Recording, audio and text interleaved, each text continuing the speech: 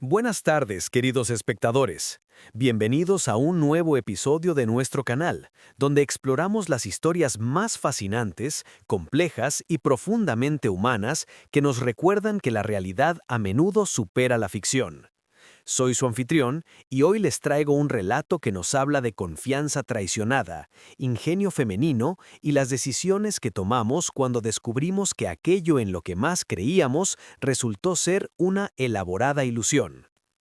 La historia que compartiremos hoy no es simplemente un relato de infidelidad, ese tema tan antiguo como la humanidad misma. Es, más bien, un testimonio de cómo una mujer, enfrentada a la sospecha más dolorosa que puede experimentar un ser humano en una relación de compromiso, decidió no dejarse llevar por la pasión ciega ni por la desesperación paralizante. En cambio, optó por un camino que requería frialdad, determinación y una claridad mental extraordinaria, el camino de la verdad documentada. Antes de adentrarnos en los detalles de esta historia, permítanme establecer el contexto histórico y social en el que se desarrolla. Vivimos en una época donde la tecnología ha transformado radicalmente no solo la manera en que nos comunicamos, sino también los métodos mediante los cuales podemos descubrir secretos que en tiempos pasados habrían permanecido ocultos para siempre. Los dispositivos de escucha, las aplicaciones de rastreo, las cámaras ocultas y toda una panoplia de herramientas de vigilancia están ahora al alcance del ciudadano común, democratizando tanto la seguridad como, paradójicamente, la invasión de la privacidad. Esta democratización tecnológica plantea profundas cuestiones éticas y legales. ¿Hasta dónde puede llegar una persona en su búsqueda de la verdad? ¿Dónde termina el derecho a saber y comienza la violación de la privacidad? ¿Es justificable el espionaje entre cónyuges cuando existe una sospecha fundada de infidelidad? Estas preguntas no tienen respuestas sencillas, y es precisamente esta complejidad moral lo que hace que nuestra historia de hoy sea tan digna de análisis. La protagonista de nuestro relato es una mujer que llamaremos Elena, un nombre ficticio para proteger su identidad. Elena tenía 38 años cuando los acontecimientos que narraremos tuvieron lugar. Había estado casada durante 15 años con un hombre que llamaremos Marcos. Ambos habían construido lo que desde el exterior parecía ser una vida envidiable, una casa confortable en un suburbio tranquilo, 2 hijos en edad escolar, carreras profesionales establecidas y una rutina que, aunque quizás predecible, proporcionaba estabilidad y seguridad. Pero, como bien sabían los antiguos griegos, y como lo confirma la experiencia humana a través de los siglos, las apariencias pueden ser profundamente engañosas. Bajo la superficie de normalidad que Elena y Marcos presentaban al mundo, se gestaba una tormenta que pronto sacudiría los cimientos mismos de su matrimonio y de la identidad que Elena había construido durante más de una década y media. Los primeros indicios de que algo no marchaba bien llegaron de manera sutil, casi imperceptible. Marcos comenzó a trabajar más tarde con mayor frecuencia. Sus explicaciones sobre reuniones de última hora y proyectos urgentes parecían razonables al principio. Después de todo, era un profesional dedicado que siempre había tomado en serio sus responsabilidades laborales. Sin embargo, con el paso de las semanas, Elena empezó a notar inconsistencias en sus relatos, pequeñas contradicciones que, tomadas individualmente, podrían haber sido simples olvidos, pero que en conjunto comenzaban a formar un patrón inquietante. Había también cambios más sutiles en su comportamiento. Marcos había empezado a cuidar más su apariencia personal, comprándose ropa nueva sin que mediara una ocasión especial, prestaba más atención a su teléfono móvil, protegiéndolo con contraseñas que nunca antes había usado y llevándolo consigo incluso al baño, algo que en los primeros años de su matrimonio jamás había hecho.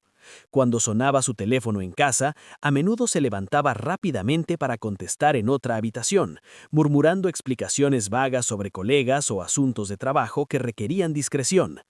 Elena no era una mujer ingenua ni tampoco una persona naturalmente desconfiada.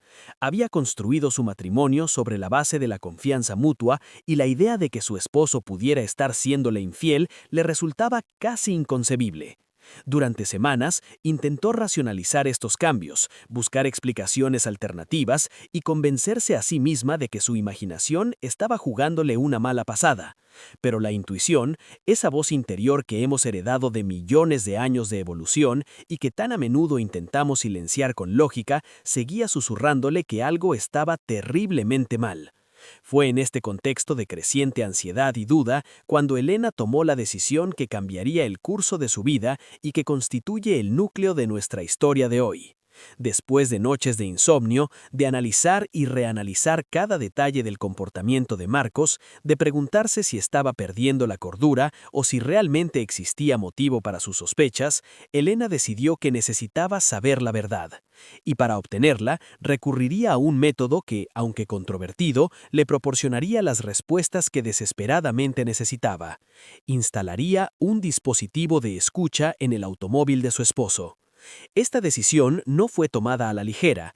Elena era consciente de las implicaciones legales y éticas de lo que estaba a punto de hacer.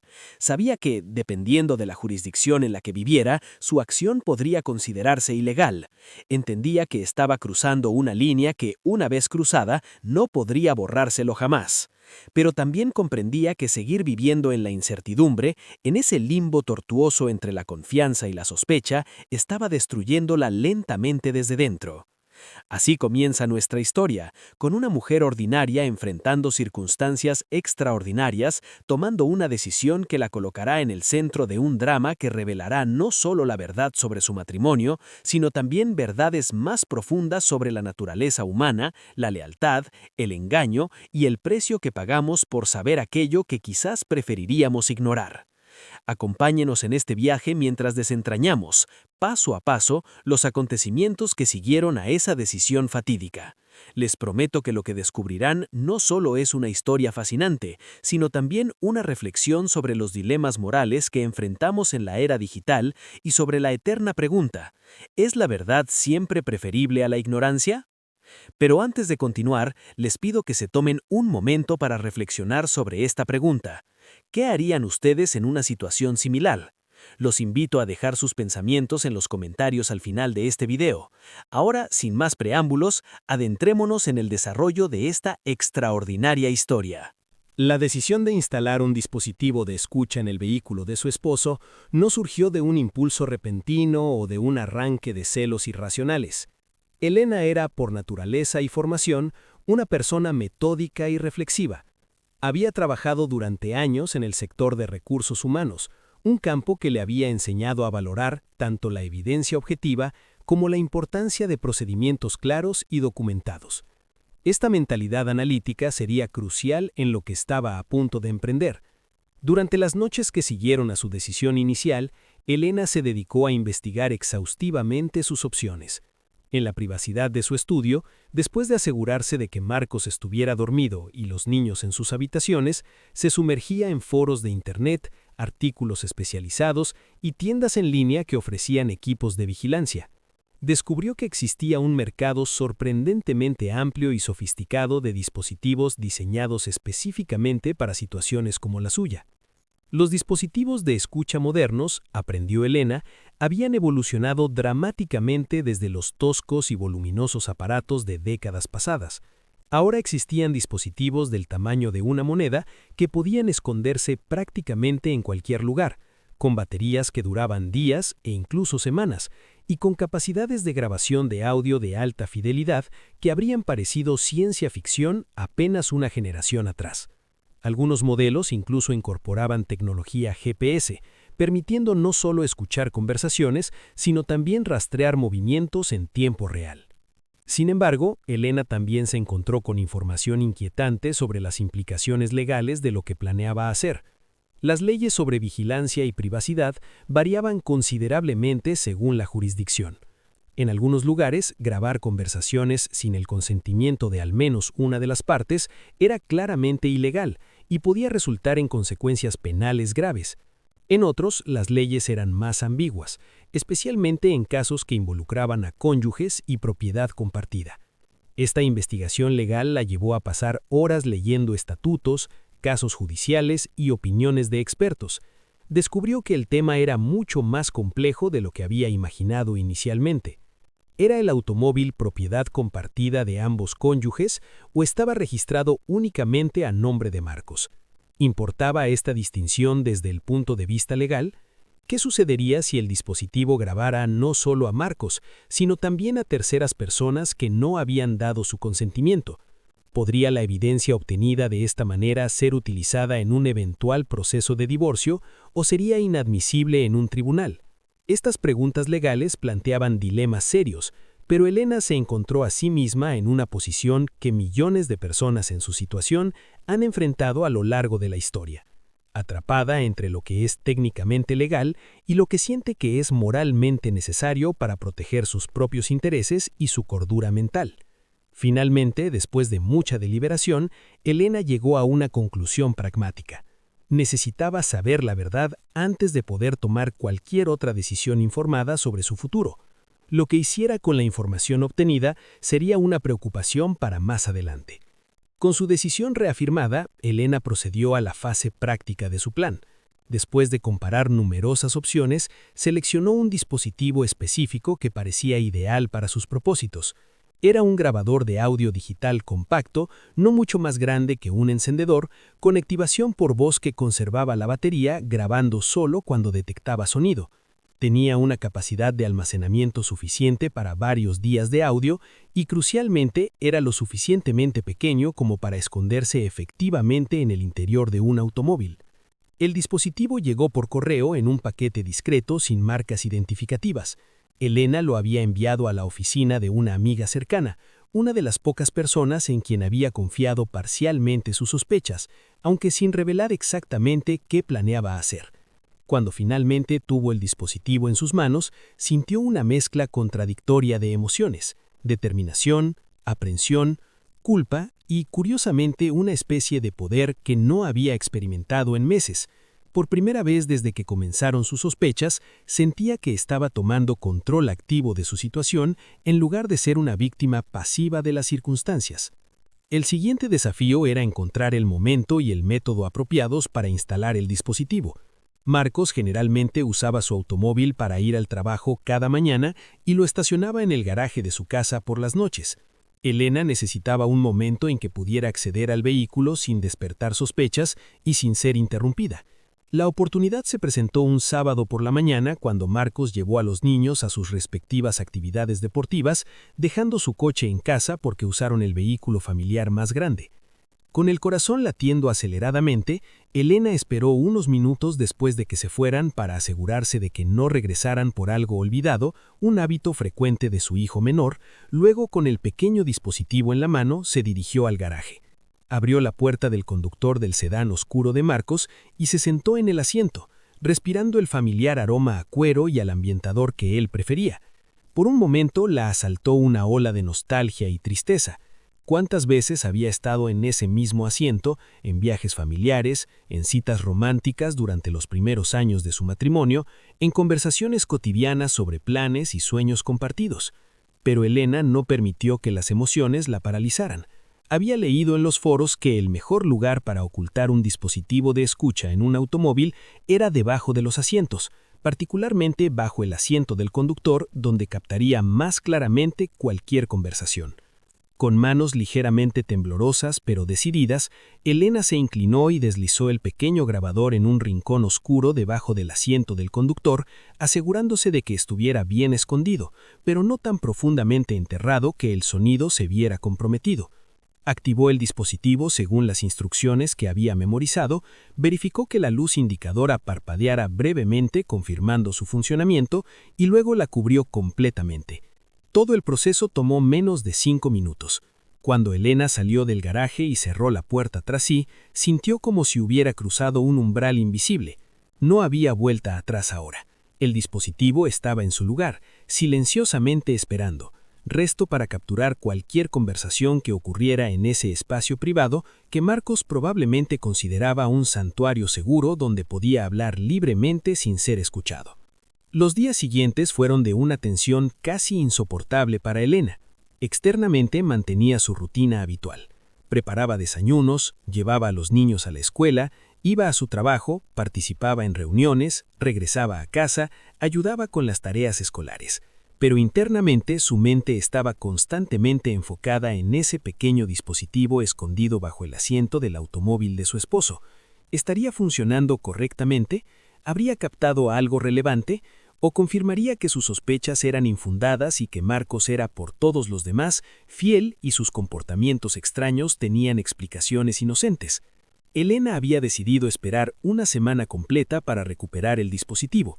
Esto le daría suficiente tiempo para capturar un rango representativo de las actividades diarias de Marcos. Cada noche, cuando su esposo llegaba a casa, ella lo observaba cuidadosamente, buscando cualquier indicio en su comportamiento, cualquier señal de que hubiera descubierto el dispositivo. Pero Marcos parecía completamente ajeno, comportándose con la misma normalidad o anormalidad, dependiendo de la perspectiva, que había mostrado en las últimas semanas. Hubo momentos durante esa semana en que Elena se cuestionó severamente su decisión. En las ocasiones en que Marcos era particularmente cariñoso con ella o con los niños, cuando reía con su risa familiar y genuina, cuando compartían momentos de intimidad doméstica que habían caracterizado su matrimonio durante años, ella se preguntaba si no estaría cometiendo un terrible error, si no estaría destruyendo innecesariamente la confianza que debería ser el fundamento de su relación. Pero luego llegaban esos otros momentos, cuando Marcos revisaba su teléfono con esa expresión abstraída y secretiva, cuando inventaba otra excusa para llegar tarde, cuando esquivaba preguntas directas con respuestas vagas. En esos momentos Elena recordaba por qué había tomado esta medida drástica. No estaba actuando por capricho o paranoia infundada. Estaba respondiendo a un patrón de comportamiento que cualquier observador objetivo encontraría sospechoso. Finalmente, después de 7 días que parecieron durar una eternidad, llegó el momento que Elena había estado esperando y temiendo en igual medida. El momento de recuperar el dispositivo y enfrentar cualquier verdad que pudiera contener. Una vez más, esperó una oportunidad en que Marcos estuviera fuera de casa con los niños. Una vez más entró al garaje, una vez más se arrodilló junto al asiento del conductor y extendió su mano hacia el espacio oscuro debajo del asiento. Sus dedos encontraron el dispositivo exactamente donde lo había dejado. Lo extrajo cuidadosamente, lo sostuvo en su palma por un momento, sintiendo su peso insignificante que, sin embargo, podría estar cargado con información de peso incalculable. La pequeña luz indicadora le confirmó que el dispositivo había estado grabando según lo programado. Elena regresó a la casa, subió a su estudio y cerró la puerta con llave, algo que rara vez hacía, y esperaba que no levantara sospechas si alguien lo notaba. Se sentó frente a su computadora, conectó el dispositivo mediante un cable USB y con manos que ahora temblaban visiblemente, abrió la carpeta que contenía los archivos de audio grabados durante la última semana. Había más de 50 archivos individuales, cada uno representando una instancia en la que el dispositivo se había activado al detectar sonido. Elena miró la lista de archivos en su pantalla y por un momento se sintió paralizada. Todavía estaba a tiempo de detenerse, de no escuchar, de borrar todo y continuar con su vida en la ignorancia relativa que había sido su estado durante las últimas semanas. Pero sabía que eso era una ilusión. Elena eligió un sábado por la tarde para la confrontación. Un momento en que los niños estarían fuera de casa visitando a sus abuelos paternos, como hacían regularmente cada 2 semanas.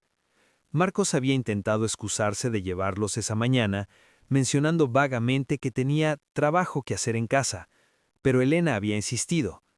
Necesitaba la casa vacía para lo que estaba a punto de suceder. Después de que Marcos regresara de dejar a los niños, lo encontró desayunando en la cocina, hojeando su teléfono con esa expresión distante que Elena había llegado a reconocer como señal de que probablemente estaba intercambiando mensajes con Sofía. Durante un momento, observándolo sin ser observada desde el umbral de la cocina, Elena sintió una mezcla compleja de emociones: ira, tristeza, incluso un vestigio de afecto nostálgico por el hombre que había creído conocer. «Marcos», dijo finalmente, su voz calmada pero firme, «necesitamos hablar. Y por favor, deja tu teléfono. Esto va a requerir toda tu atención». Algo en su tono hizo que Marcos levantara la vista abruptamente. Elena vio un destello de algo en sus ojos. ¿Culpa? ¿Aprensión? antes de que su expresión se normalizara en una máscara de inocente curiosidad. «Claro, ¿qué sucede? ¿Todo está bien?» «No», respondió Elena con simpleza. «Nada está bien. Y creo que ambos lo sabemos, aunque solo uno de nosotros ha estado siendo honesto sobre ello». Se sentó frente a él en la mesa de la cocina, el mismo lugar donde habían compartido miles de comidas durante los últimos 15 años, donde habían discutido planes de vacaciones, habían ayudado a los niños con tareas escolares, habían celebrado cumpleaños y aniversarios. Era apropiado, pensó Elena, que este lugar que había sido testigo de tanta vida compartida, fuera también el lugar donde esa vida compartida oficialmente llegaría a su fin. Marcos puso su teléfono boca abajo sobre la mesa, un gesto que Elena notó no incluía apagarlo o dejarlo fuera del alcance. «Elena, no entiendo. ¿Qué está pasando? Estás actuando de manera extraña». «Sé todo sobre Sofía», dijo Elena directamente, observando cuidadosamente su reacción. El efecto fue inmediato y devastador. El color drenó del rostro de Marcos. Su boca se abrió ligeramente, pero no salieron palabras inmediatamente. Sus ojos se ampliaron en algo que era claramente shock genuino. Elena casi habría sentido lástima por él si no fuera por el dolor y la ira que aún ardían en su propio pecho. Yo no sé de qué estás hablando», tartamudeó Marcos finalmente, pero era una defensa débil, pronunciada sin convicción. Elena sintió una oleada de satisfacción fría ante su respuesta patética. Había anticipado negación, y estaba preparada. De su bolso, sacó una carpeta que había preparado cuidadosamente. La abrió frente a Marcos, revelando varias de las fotografías que David Ramírez había capturado. Marcos y Sofía besándose en un estacionamiento, entrando juntos a un hotel, almorzando con las manos entrelazadas sobre la mesa. «¿Todavía quieres negar que sabes quién es Sofía?», preguntó Elena, su voz manteniéndose notablemente estable a pesar de la tormenta emocional que sentía internamente. Yo no sé de qué estás hablando», tartamudeó Marcos de nuevo, pero era una defensa débil, pronunciada sin convicción. Elena sintió una oleada de satisfacción fría ante su respuesta patética. Había anticipado negación, y estaba preparada. De su bolso, sacó una carpeta que había preparado cuidadosamente. La abrió frente a Marcos, revelando varias de las fotografías que David Ramírez había capturado. Marcos y Sofía besándose en un estacionamiento, entrando juntos a un hotel, almorzando con las manos entrelazadas sobre la mesa. «¿Todavía quieres negar que sabes quién es Sofía?», preguntó Elena, su voz manteniéndose notablemente estable a pesar de la tormenta emocional que sentía internamente. Yo no sé de qué estás hablando», tartamudeó Marcos de nuevo, pero era una defensa débil, pronunciada sin convicción. Elena sintió una oleada de satisfacción fría ante su respuesta patética. Había anticipado negación, y estaba preparada. De su bolso, sacó una carpeta que había preparado cuidadosamente. La abrió frente a Marcos, revelando varias de las fotografías que David Ramírez había capturado. Marcos y Sofía besándose en un estacionamiento, entrando juntos a un hotel, almorzando con las manos entrelazadas sobre la mesa. «¿Todavía quieres negar que sabes quién es Sofía?», preguntó Elena, su voz manteniéndose notablemente estable a pesar de la tormenta emocional que sentía internamente. Yo no sé de qué estás hablando», tartamudeó Marcos de nuevo, pero era una defensa débil, pronunciada sin convicción. Elena sintió una oleada de satisfacción fría ante su respuesta patética. Había anticipado negación, y estaba preparada. De su bolso, sacó una carpeta que había preparado cuidadosamente. La abrió frente a Marcos, revelando varias de las fotografías que David Ramírez había capturado. Marcos y Sofía besándose en un estacionamiento, entrando juntos a un hotel, almorzando con las manos entrelazadas sobre la mesa. «¿Todavía quieres negar que sabes quién es Sofía?», preguntó Elena, su voz manteniéndose notablemente estable a pesar de la tormenta emocional que sentía internamente. Yo no sé de qué estás hablando», tartamudeó Marcos de nuevo, pero era una defensa débil, pronunciada sin convicción. Elena sintió una oleada de satisfacción fría ante su respuesta patética. Había anticipado negación, y estaba preparada. De su bolso, sacó una carpeta que había preparado cuidadosamente. La abrió frente a Marcos, revelando varias de las fotografías que David Ramírez había capturado. Marcos y Sofía besándose en un estacionamiento, entrando juntos a un hotel, almorzando con las manos entrelazadas sobre la mesa. ¿Todavía quieres negar que sabes quién es Sofía?, preguntó Elena, su voz manteniéndose notablemente estable a pesar de la tormenta emocional que sentía internamente. Yo no sé de qué estás hablando, tartamudeó Marcos de nuevo, pero era una defensa débil, pronunciada sin convicción. Elena sintió una oleada de satisfacción fría ante su respuesta patética. Había anticipado negación y estaba preparada. De su bolso, sacó una carpeta que había preparado cuidadosamente. La abrió frente a Marcos, revelando varias de las fotografías que David Ramírez había capturado. Marcos y Sofía besándose en un estacionamiento, entrando juntos a un hotel, almorzando con las manos entrelazadas sobre la mesa. ¿Todavía quieres negar que sabes quién es Sofía?, preguntó Elena, su voz manteniéndose notablemente estable a pesar de la tormenta emocional que sentía internamente. Yo no sé de qué estás hablando, tartamudeó Marcos de nuevo, pero era una defensa débil, pronunciada sin convicción. Elena sintió una oleada de satisfacción fría ante su respuesta patética. Había anticipado negación y estaba preparada. De su bolso, sacó una carpeta que había preparado cuidadosamente. La abrió frente a Marcos, revelando varias de las fotografías que David Ramírez había capturado. Marcos y Sofía besándose en un estacionamiento, entrando juntos a un hotel, almorzando con las manos entrelazadas sobre la mesa. ¿Todavía quieres negar que sabes quién es Sofía?, preguntó Elena, su voz manteniéndose notablemente estable a pesar de la tormenta emocional que sentía internamente. Yo no sé de qué estás hablando, tartamudeó Marcos de nuevo, pero era una defensa débil, pronunciada sin convicción. Elena sintió una oleada de satisfacción fría ante su respuesta patética. Había anticipado negación y estaba preparada. De su bolso, sacó una carpeta que había preparado cuidadosamente. La abrió frente a Marcos, revelando varias de las fotografías que David Ramírez había capturado. Marcos y Sofía besándose en un estacionamiento, entrando juntos a un hotel, almorzando con las manos entrelazadas sobre la mesa. ¿Todavía quieres negar que sabes quién es Sofía?, preguntó Elena, su voz manteniéndose notablemente estable a pesar de la tormenta emocional que sentía internamente. Yo no sé de qué estás hablando, tartamudeó Marcos de nuevo, pero era una defensa débil, pronunciada sin convicción. Elena sintió una oleada de satisfacción fría ante su respuesta patética. Había anticipado negación y estaba preparada. De su bolso, sacó una carpeta que había preparado cuidadosamente. La abrió frente a Marcos, revelando varias de las fotografías que David Ramírez había capturado. Marcos y Sofía besándose en un estacionamiento, entrando juntos a un hotel, almorzando con las manos entrelazadas sobre la mesa. ¿Todavía quieres negar que sabes quién es Sofía?, preguntó Elena, su voz manteniéndose notablemente estable a pesar de la tormenta emocional que sentía internamente. Yo no sé de qué estás hablando, tartamudeó Marcos de nuevo, pero era una defensa débil, pronunciada sin convicción. Elena sintió una oleada de satisfacción fría ante su respuesta patética. Había anticipado negación y estaba preparada.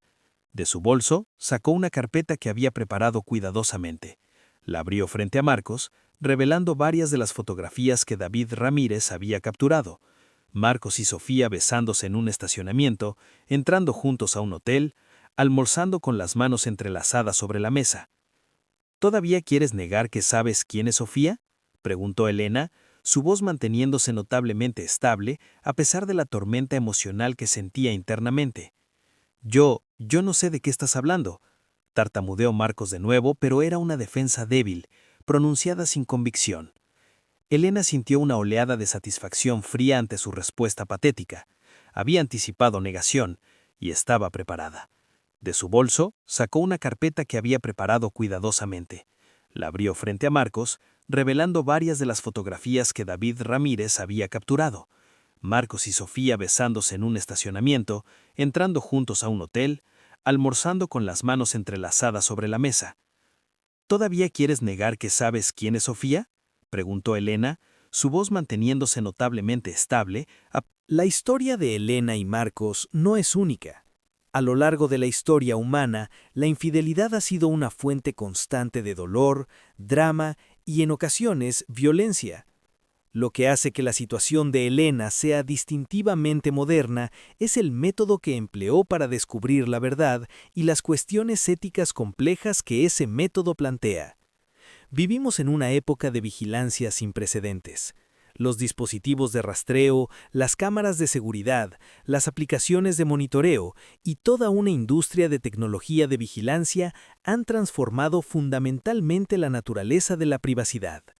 Lo que antes requería investigadores privados costosos o acceso físico constante, ahora puede lograrse con dispositivos del tamaño de monedas y aplicaciones de smartphone. Esta democratización de la vigilancia ha creado dilemas éticos que nuestros marcos morales tradicionales luchan por abordar. La pregunta central en el corazón de la historia de Elena es esta: ¿bajo qué circunstancias, si alguna, está justificado violar la privacidad de otra persona? ¿Existe un derecho a saber que supera el derecho a la privacidad? ¿Y quién decide cuándo ese umbral se ha alcanzado? Desde una perspectiva legal estricta, las acciones de Elena probablemente violaron estatutos en muchas jurisdicciones. Las leyes de escucha ilegal generalmente requieren el consentimiento de al menos una parte en una conversación grabada. Marcos no dio tal consentimiento y el hecho de que estuvieran casados no necesariamente protege a Elena de consecuencias legales. En algunos lugares, ella podría haber sido procesada penalmente por sus acciones.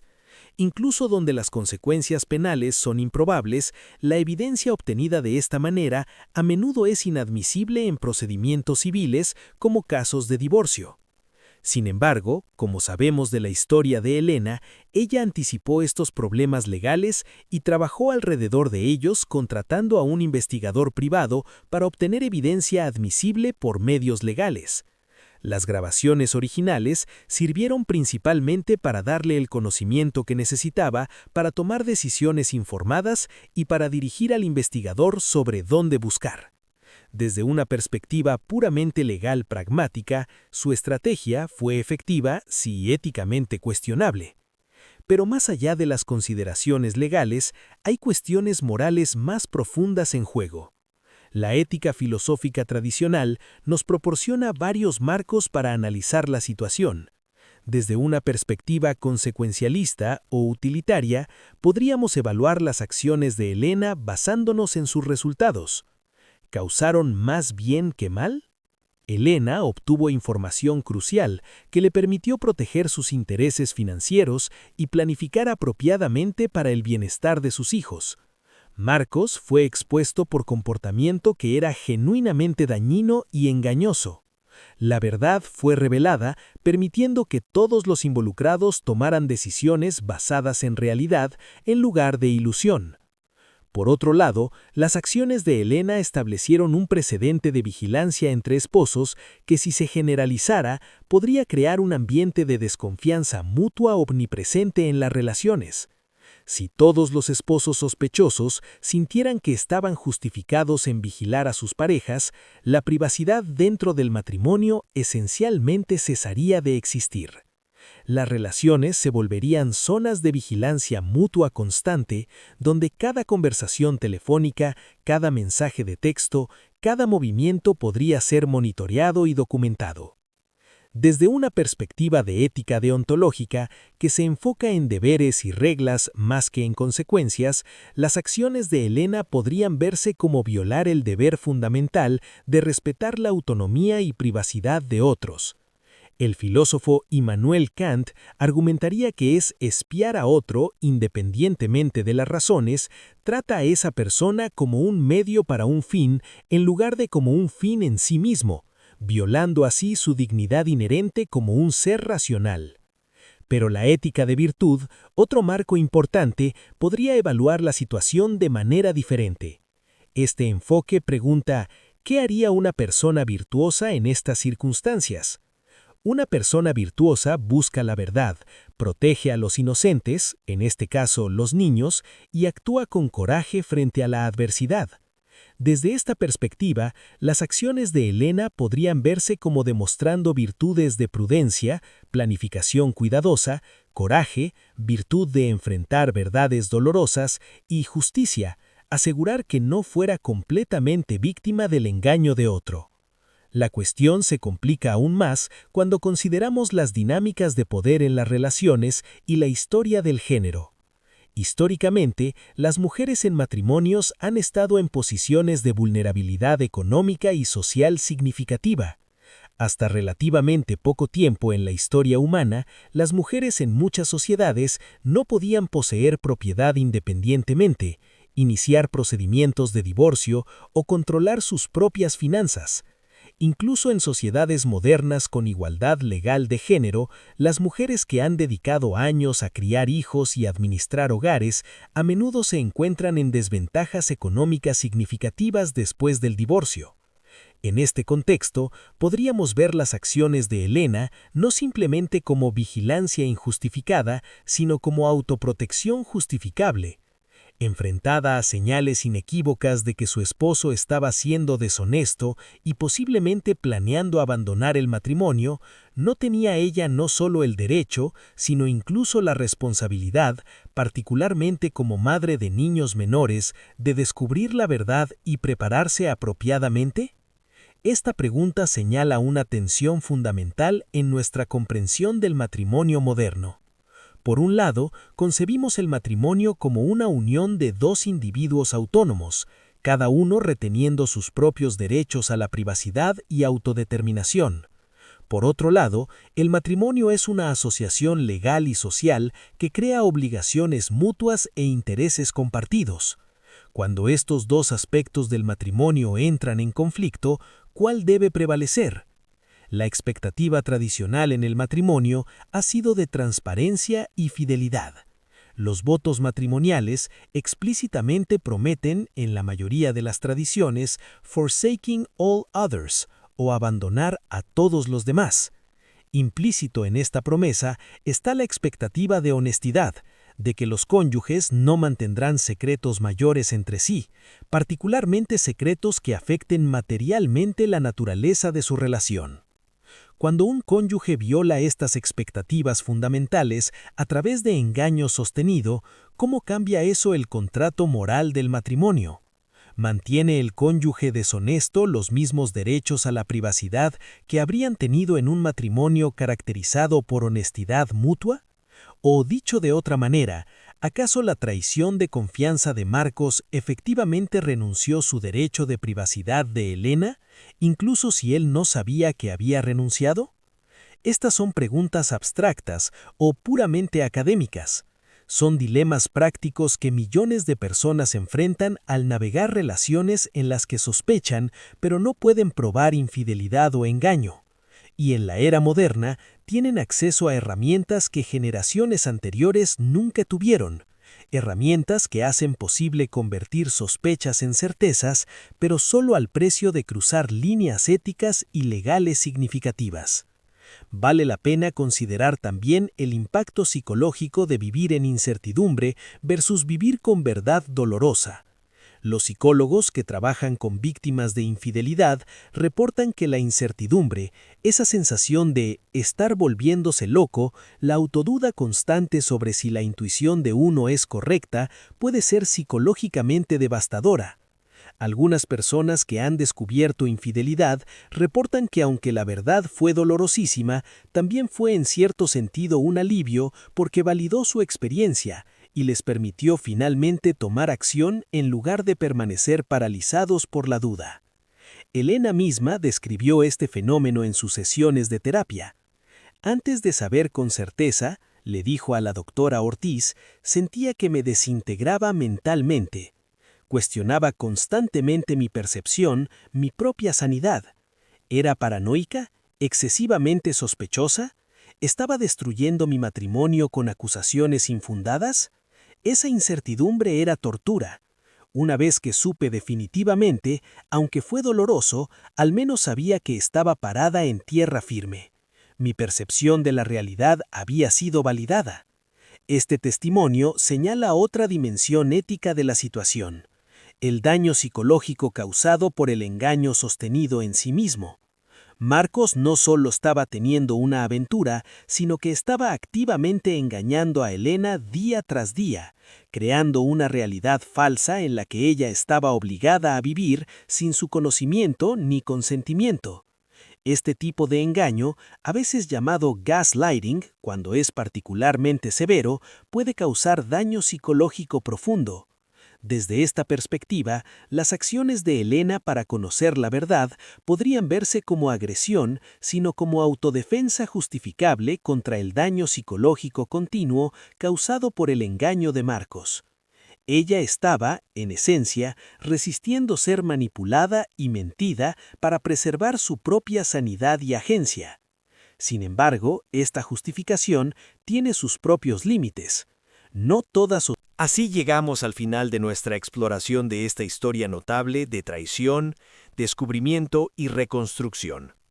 Elena, la mujer que comenzó este viaje atrapada en la incertidumbre dolorosa sobre la fidelidad de su esposo, ha emergido transformada. No sin cicatrices, no sin dolor persistente, pero indudablemente más fuerte, más sabia y más consciente tanto de su propia resiliencia como de las complejidades morales que caracterizan las relaciones humanas en nuestra era moderna. Cuando volvemos a mirar la decisión que lanzó toda esta serie de eventos, la instalación de ese pequeño dispositivo de escucha bajo el asiento del automóvil de Marcos, ahora podemos verla en su contexto completo, no simplemente como un acto de espionaje, sino como el catalizador de una transformación que, aunque dolorosa, últimamente permitió a Elena reclamar su agencia y construir una vida basada en verdad en lugar de ilusión.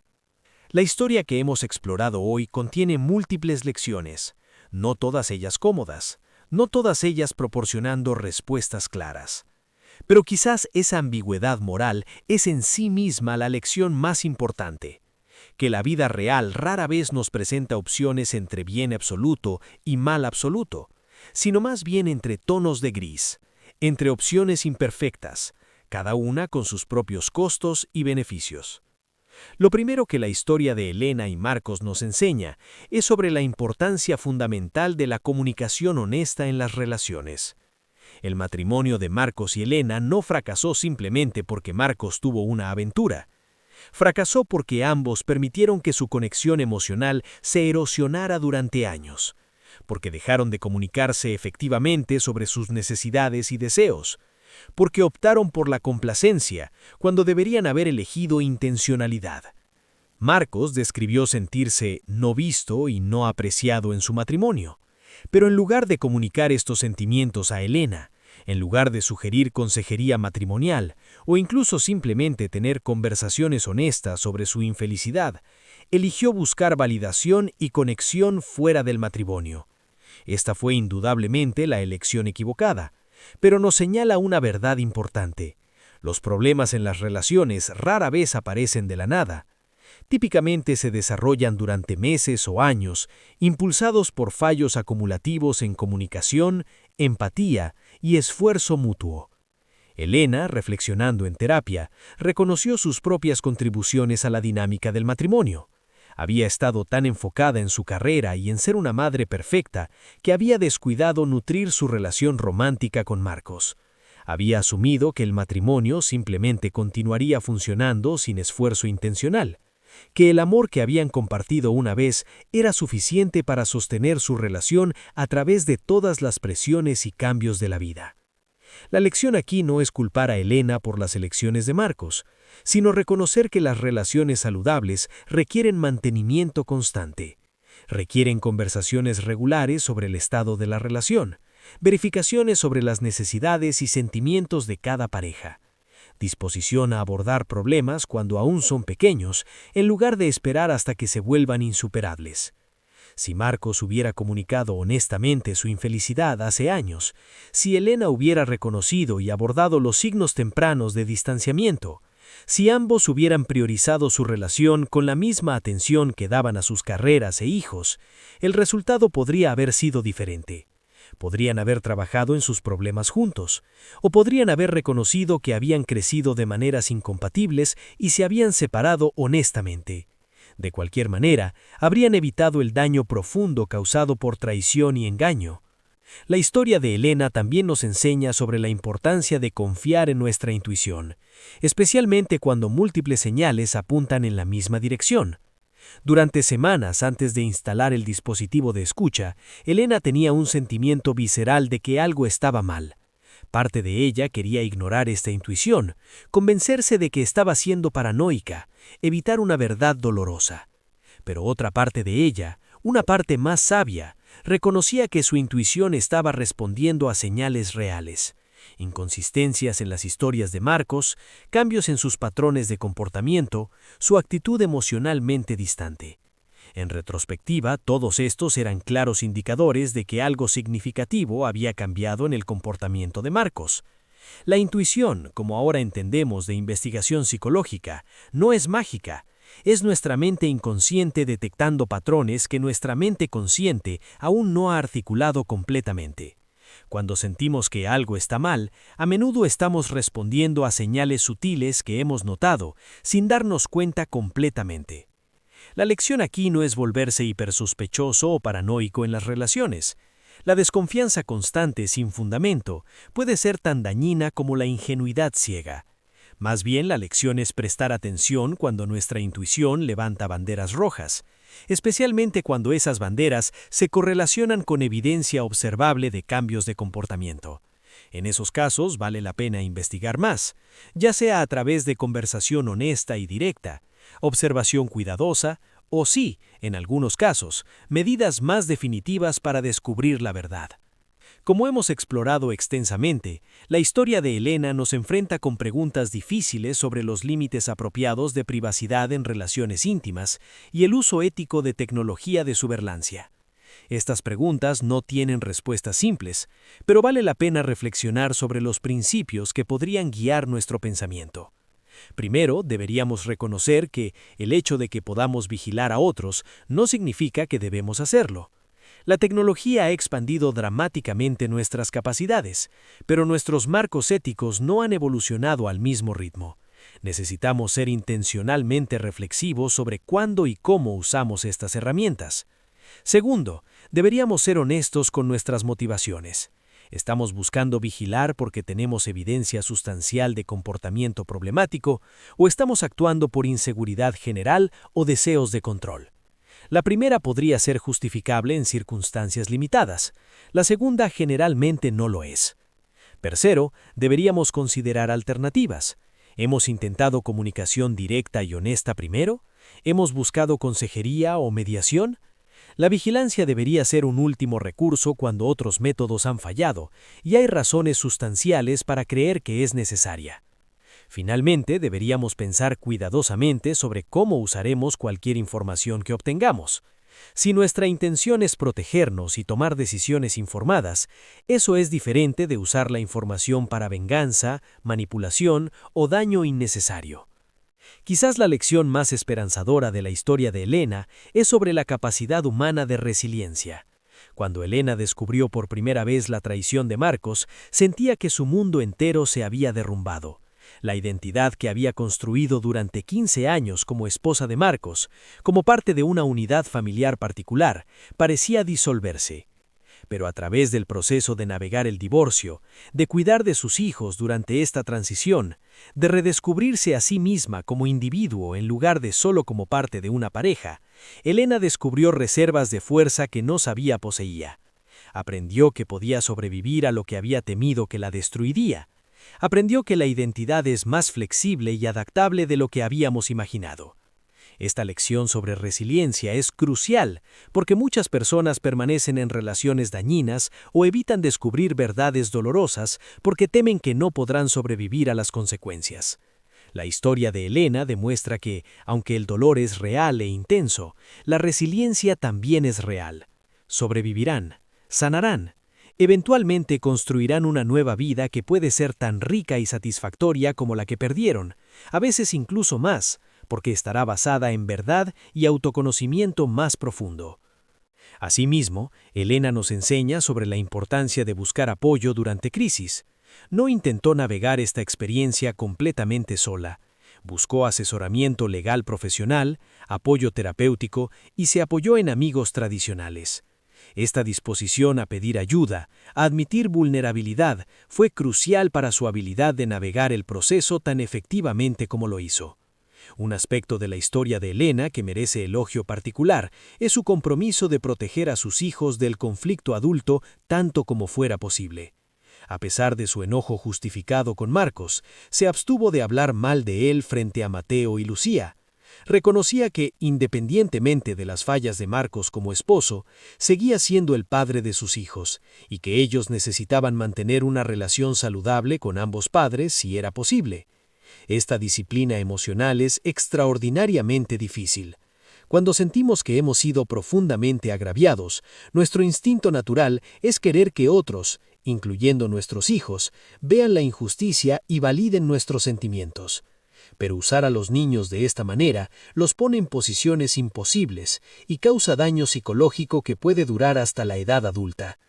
La investigación sobre niños de divorcio muestra consistentemente que los mejores resultados ocurren cuando los padres pueden mantener una relación de coparentaje civilizada, cuando protegen a los niños del conflicto adulto y cuando ambos padres permanecen involucrados en las vidas de los hijos. El enfoque de Elena demuestra este principio en acción. Mientras concluimos esta exploración de la historia de Elena, vale la pena volver a nuestra pregunta inicial. ¿Hizo Elena lo correcto al instalar el dispositivo de escucha?